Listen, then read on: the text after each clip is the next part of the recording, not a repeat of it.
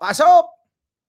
Isang bilyong piso Grabe. ang handang ipansol ng isang kontraktor at isa pang kontratista kaugnay ng investigasyon sa flood control projects.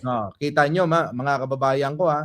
Tig 1 bilyon, mga kababayan ko. Tig 1 bilyon. Kada kontratista. Alam nyo na, mga kababayan ko, kung gaano kalaki ang kinikita nila. Biruin ninyo yung mga kontratista na kaya at handa na magsuhol ng tig 1 bilyon. Grabe, no? Antindi, mga kababayan ko. 1 bilyon. Alam niyo po ba yon? 10 100 milyon. Sa 100 milyon na nga lang, mga kababayan ko, abay, marangyang-marangyan ang buhay mo. Yung pa kaya na magkaroon ka ng tag 1 bilyon. Mga kababayan, etong magkapatid, kung tag 1 bilyon na kontratista, ilan yan? 2. 4 na bilyon yung handa nilang ibigay, mga kababayan ko. Matindi, no? Oo. 4 na bilyon ang handa nilang ibigay dito sa magkapatid para lang sila ay makalusot. Di ba? Nandiyan na si PBBM lang ang malakas. Kararating lang. Pasok! Ayon kay DILG Secretary John Vic Remulla, alok umano yan sa kanya at sa kapatid niya na si Ombudsman Jesus Crispin Remulla. Kita nyo, mga kababayan, Cheese daw nag-offer. Hindi naman kontratista si Cheese. Iba siguro yan. Tingin ko, alam nyo kung sino? Kontratista na halimaw, yung Edwin Garjola. Maaari din yung Eric Yap, mga kababayan. At maaari din si Sara Diskaya. Yan, yung mga halimaw na yan, mga kababayan ko. Yan ang mga matitinik at matitinding mga kontratista. Nakatutok si JP Soriano.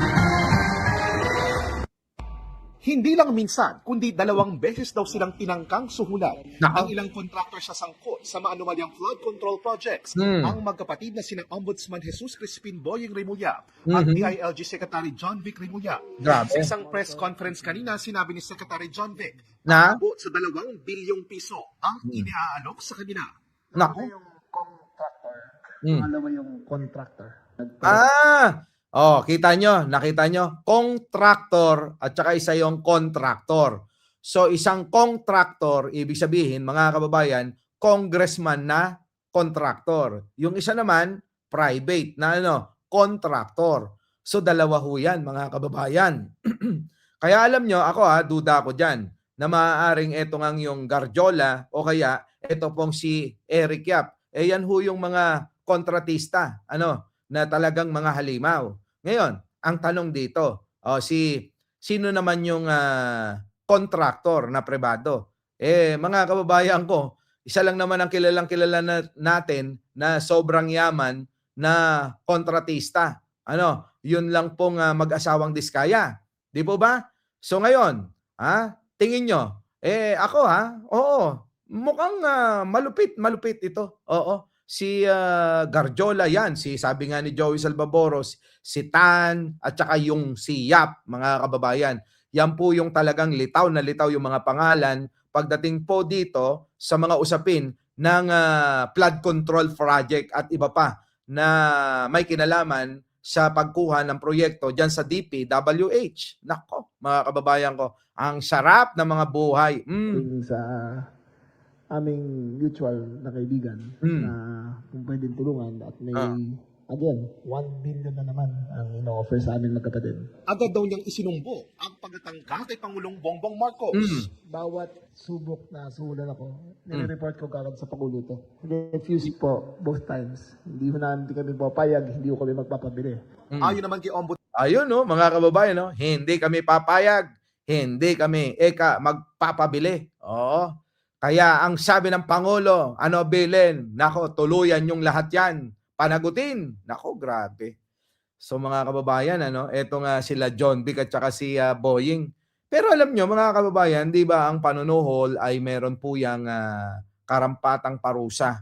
Pwedeng sampahan ng kaso, bribery, laban sa mga taong ito. Kaya lang, kung yung panunuhol ay walang direkta, hindi siya mismo, at galing lang sa mga malalapit na kaibigan nila, medyo malabo. Kaya sa mga nagtatanong ng mga DDS, hindi yata nila na iintindihan yung pangyayari o hindi pa nila napapanood at hindi nila nalalaman, mga kababayan ko, kayong mga DDS, isipin nyo maigi. Kung yan ay dinaan lang sa mga malalapit na kaibigan ninyo, yung panunuhol nila, hindi ho yan direkta, kaya mahirap pa rin na yan ay sampa ng kaso dahil madidismiss lang yan. Ano po? Oo.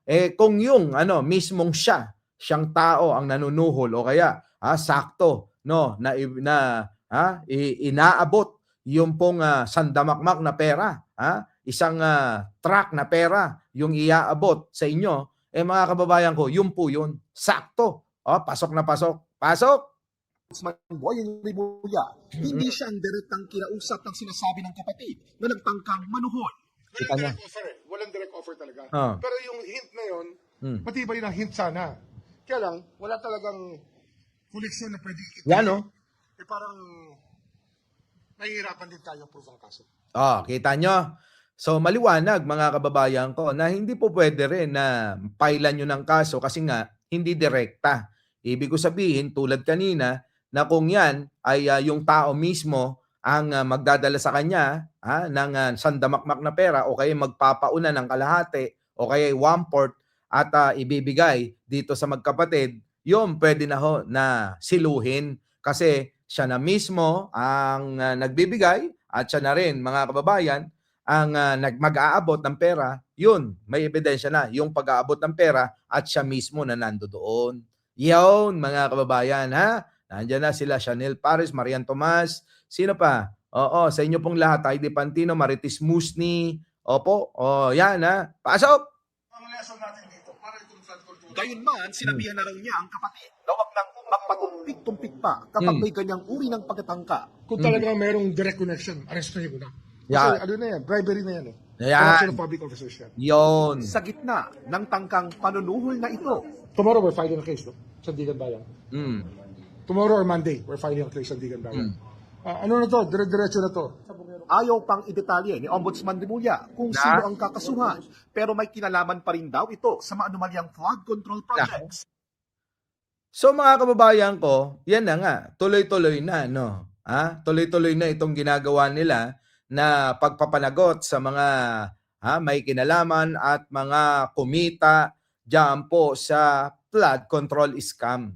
Kita nyo naman mga kababayan, hindi tumitigil ang gobyerno. Ulitin ko lang, hindi katulad nung panahon ni Digunyo na ang ating mga magnanakaw sa gobyerno, wala. Ni isa. Nungka, walang napanagot mga kababayan ko. Ni isa, walang napanagot. So,